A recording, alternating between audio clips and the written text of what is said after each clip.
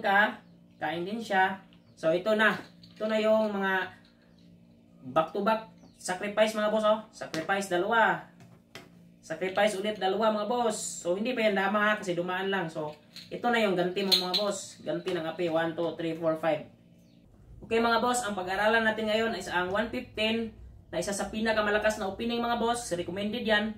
Pag mag-313 yung kalaban, pagkain ka lang mga boss. Yan yan, oh.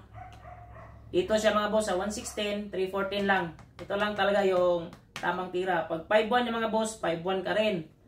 Tira siya 9-5. Pag 9-5 yung mga boss, dito ka sa 115. Diba? Tinakil natin na mali ito mga boss. Kasi may 7-3. Pagkain, ganyan. So ipit. So ang tamang tira dito mga boss.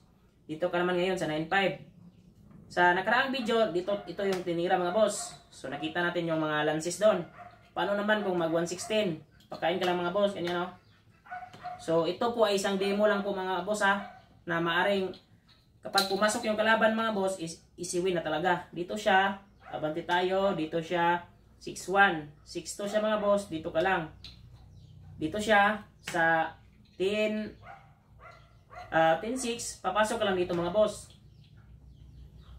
So titira siya ngayon mga boss sa 2-14. Dito ka naman ngayon sa 5-1.